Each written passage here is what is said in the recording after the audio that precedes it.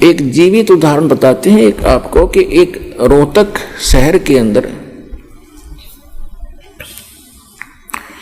एक फाइनेंसर था, फाइनेंसर जो ब्याज पे पैसे देता है। तो इस दास ने प्रारंभ में जब ये शुरू किया, सरकारी नौकरी को त्याग दिया, तो भक्तों ने सोचा कि ज्यादा दुखी हो जाते हैं गुरुजी, गांव गांव में जाते हैं, बसों में जाते हैं तो तंग हो जाते हैं। एक जीप की व्यवस्था की, उसके लिए फाइनेंस करवाया उस फाइनेंसर से। वहां आने जाने लगे, बैठने लगे, स्वभाव ठीक था। हमारे भक्तों ने उनको समझाने की चेष्टा की, उसके पिताजी को भी कहा, वो भी वहीं बैठता था उसी ऑफिस में। तो उसके पिताजी से कहा कि आप ये ज्ञान समझो, हमारे गुरुजी ऐसे भक्ति बताते हैं, आप ये भक्ति करो। तो वो उनके पिताजी कहने लगे कि भाई आज मेरे घर में जो सुख है शायद किसी को होगा, और मैंने गुरु भी बना रखा है, और हम श्री राम, श्री कृष्ण और श्री शंकर भगवान, श्री विष्णु भगवान और दुर्गा माता आदि की पूजा करते हैं। अरे इन्होंने हमारे सारे ठाठ कर रखे। वो प्रॉपर्टी डीलर का काम भी करता था, फाइनेंसर का भी काम करता था, खूब बढ़िया काम चल रहा था, अच्छी कोठी बना रखी थी।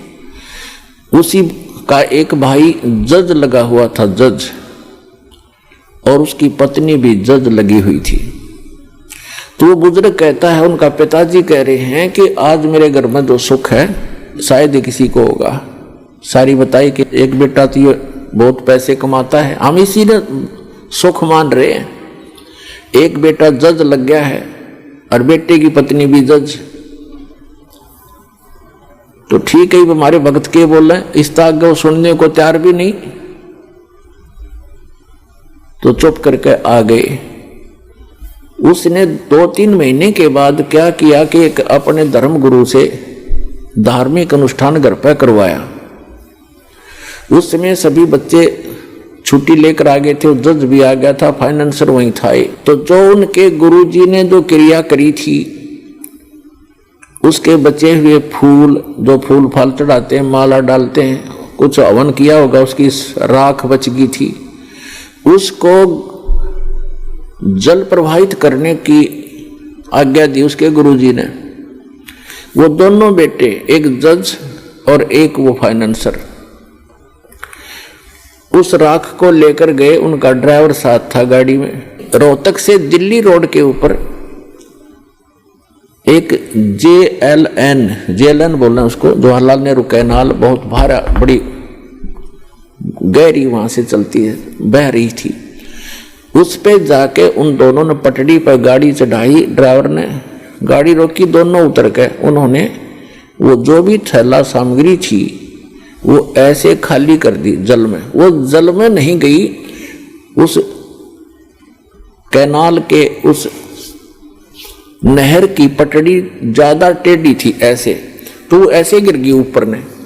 तो उन्होंने, एक भाई ने हाथ पकड़ लिया, एक कहने लगा मेरा हाथ पकड़, मैं नीचे जाके इनको जल में सरका देता हूँ, बहा देता हूँ। तो एक का ऊपर हाथ पकड़े था, वो नीचे जा रहा था भारी, तो वो नीचे वाला भी तगड़ा था, तो उसका पैर रिपट गया क्योंकि काई लगी हुई थी।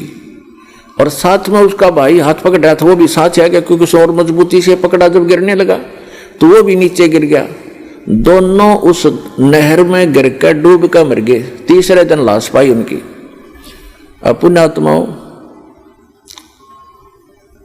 परमात्मा कहते हैं कि झूठे सुख को सुख है ये मान रहा मनमोद, ये सकल चबीना काल का कुछ मुख में कुछ बोध।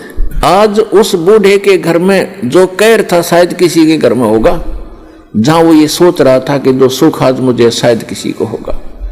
जब तक हम उस परम पिता की शरण ग्रहण नहीं करेंगे, और जो साधनाएं हम करते हैं उससे हम मान बैठे हैं कि ये साधना से मुझे लाभ हो रहा है, कहां गई उसकी साधना? वो कहर टूट गया उस घर पे। तो पुण्यात्माओं, इसका समाधान केवल एकमात्र कबीर परमात्मा है, और उसकी ये सत साधना जो दास के पास है, इसके अतिरिक्त कोई कबीर साहब का नाम लेकर के अगर आपको कोई जंतर मंत्र बताता है तो व्यर्थ है, यूजलेस है। और ये मंत्र जो दास आपको देता है, ये है वो कारगर मंत्र। और इन मंत्रों को, इस साधना को यदि इस दास से प्राप्त करके कोई नीच व्यक्ति स्वयं बनकर संत इनको आगे दान करता है तो वो भी महा दुश्मन है इस मानव समाज का, क्योंकि वो अधिकारी नहीं है। अधिकारी के बिना ये मर्यादा इस भगवान की, अधिकारी के बगैर ये मार्ग चलेगा नहीं।